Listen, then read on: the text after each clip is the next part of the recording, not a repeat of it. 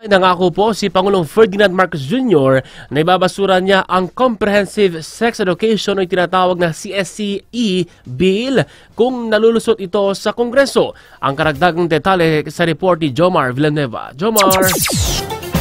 Ikinagulat nga ni Pangulong Ferdinand Marcos Jr. ang ilang detalye sa Senate Bill 1979 o ang Prevention of Adolescent Pregnancy Bill kung saan nakapaloob ang Comprehensive Sex Education.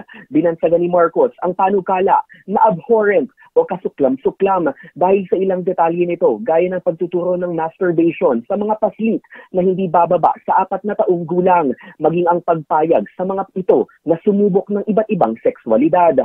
Ayon kay Marcos, hindi ito lulusot sa kanya dahil talibas ito sa makatao at scientific na pagtuturo ng sex education. Handa naman si Senator Risa Hontiveros sa mga posibleng revisyon sa kanyang panukala. Makalusot lamang ito bilang batas.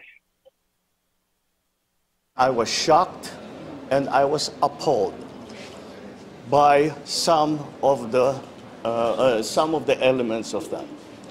You will teach four-year-olds how to masturbate. That every child has the right to try different sexualities. This is ridiculous. It is abhorrent. It is a travesty of what sexual and sex education should be to the children.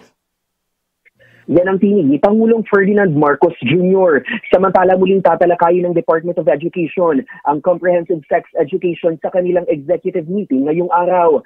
Sang-ayon si Education Secretary Stanley Angara na i-review ang panukala matapos ipanawagan ni House Committee on Basic Education Chair Representative Roman Romulo ang suspension nito. Sinang-ayunan din ni Angara ang sinabi ni Pangulong Marcos na dapat ay angkop sa wastong gulang ang pagtuturo ng sex education. Bukod kay Romulo, panawagan din ni Senator Joel Villanueva at si Bac Party List Representative Brother Eddie Villanueva ang masusing pagtalakay sa comprehensive sex education. Jomar Villanueva, Newsline.